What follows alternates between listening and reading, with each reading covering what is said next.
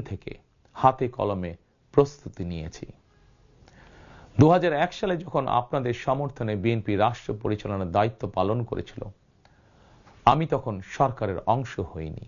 তবে বিএনপির একজন কর্মী হিসাবে সারা দেশে প্রতিটি জেলা, উপজেলা, গ্রাম, নগর, বন্দরে ঘুরেছি।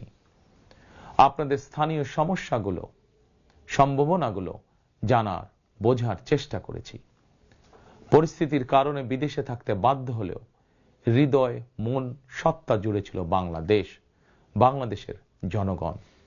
আমি তাই বিদেশে অবস্থানকালীন সময়েও দেশের প্রতিটি এলাকায় আপনাদের সঙ্গে যোগাযোগ রাখার চেষ্টা করেছি।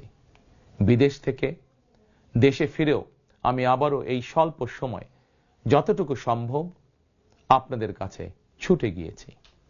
আমি আপনাদের ভালোবাসা পেয়েছি, বিএনপির প্রতি আপনাদের আবেগ এবং ভালোবাসা উপলব্ধি করেছি।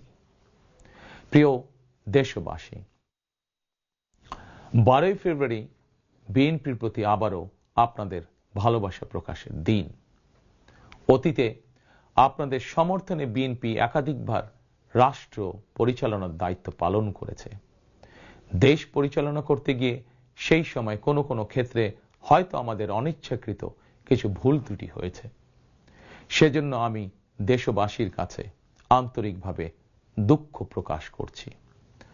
অতীতের ভুল থেকে শিক্ষা নিয়ে অর্জনগুলোকে অবলম্বন করে বর্তমান এবং ভবিষ্যৎ প্রজন্মের জন্য একটি নিরাপদ বাংলাদেশ গঠনের জন্য আগামী 12ই ফেব্রুয়ারি জাতীয় নির্বাচনে আবারও আমি আপনাদের সমর্থন চাই।